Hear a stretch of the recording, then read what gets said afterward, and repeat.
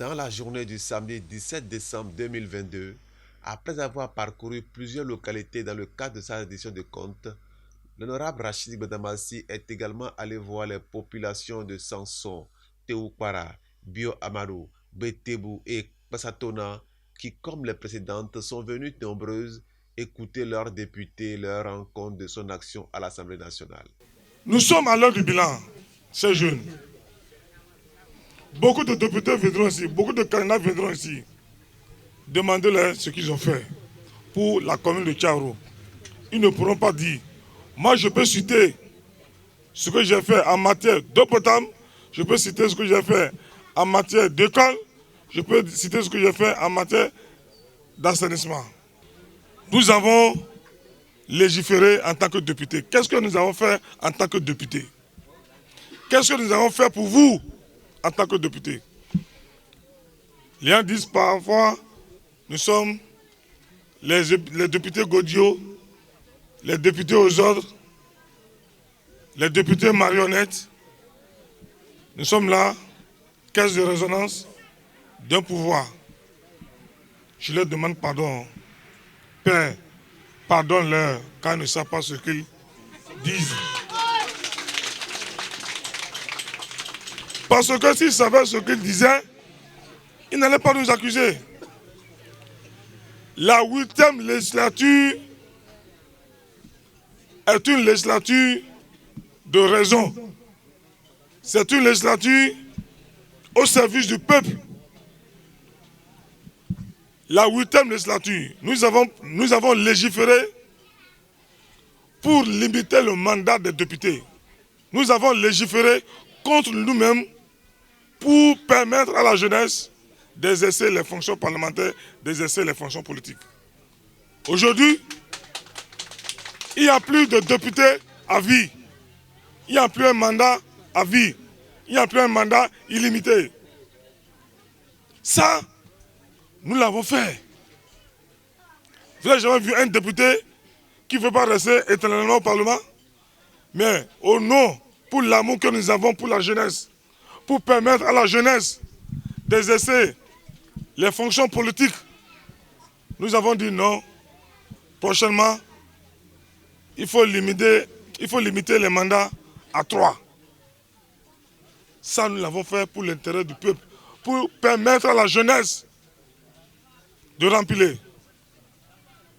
Ça, nous avons mis de côté nos intérêts personnels pour l'intérêt supérieur de la nation. Nous avons légiféré également pour permettre aux femmes, pour une meilleure représentativité des femmes. Aujourd'hui, minimum 24 femmes vont siéger au Parlement grâce aux députés Bloc républicain. Grâce aux députés du Bloc républicain. C'est nous qui avons voté pour permettre, parce que les femmes aujourd'hui font plus de 58%. Et nous avons dit que les femmes ne doivent plus jouer le second rôle. Nous avons dit, si nous devons mesurer nos forces, les femmes seront toujours en arrière.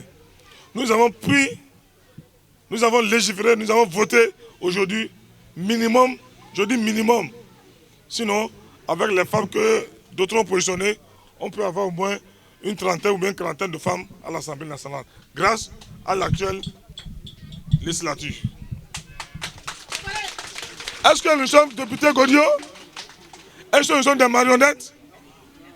Non, nous ne sommes pas des marionnettes. C'est le voleur qui crie au voleur. Secondo, chère population, je ne suis pas venu ici pour vous mentir. Parce que moi, je vous l'ai dit, j'ai la crainte de Dieu. Ils ont commencé par spéculer l'affaire de Sodia, la spéculation politique. Ils ont commencé par passer partout. Le gouvernement a interdit l'exploitation du soja. Grâce au sens élevé de responsabilité des députés du Bloc républicain, nous avons mené un lobby vis-à-vis du président de la République. Nous avons dit, monsieur le président, les populations souffrent par rapport à cette affaire de soja. Mais le président de la République a pris une décision, a pris un décret, il a remis en cause la décision pour permettre aux populations de jouir du fruit de leur labeur. C'est important. Ça, c'est nous, députés Bloc républicain, c'est nous qui avons fait ce lobby. Donc, ce qui veut dire qu'il faut renouveler le mandat. Il faut renouveler le mandat des députés du bloc républicain. Il faut donner une majorité écrasante. Conscient de la force de frappe de l'honorable et connu comme étant l'un des rares hommes politiques à respecter sa parole, ils sont nombreux à venir témoigner publiquement de ce que l'honorable a fait dans la localité ou encore ce que son action a permis à plusieurs villages d'avoir. Nous avons que notre village Bagoudou-Para ne sera pas laissé dans les oubliettes car l'honorable Rachidi Gbadamassi, tant qu'il vivra, continuera ses bienfaits. Que le Tout-Puissant vous bénisse. L'honorable Rachidi Gbadamassi, nous, population de Bagoudou-Para, profitons de votre présence pour vous dire que nous comptons sur vous pour nous sortir de l'ornière que nous traversons au quotidien.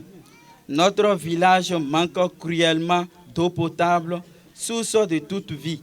En effet, le village a déjà une pompe non fonctionnelle car elle est en panne depuis un bon moment. La réparation serait la bienvenue et soulagerait la peine de nos femmes.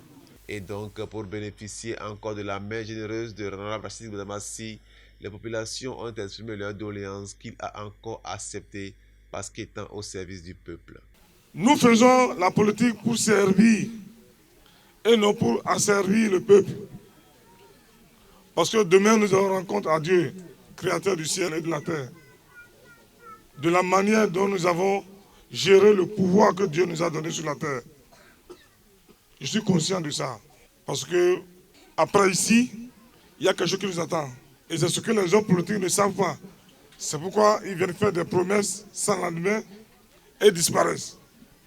En tout cas, moi, je ne fais pas partie de ces hommes politiques. Épris de paix et de fraternité, il a à chaque fois appelé tout un chacun à prôner la paix et la concorde au cours des élections prochaines du 8 janvier 2023.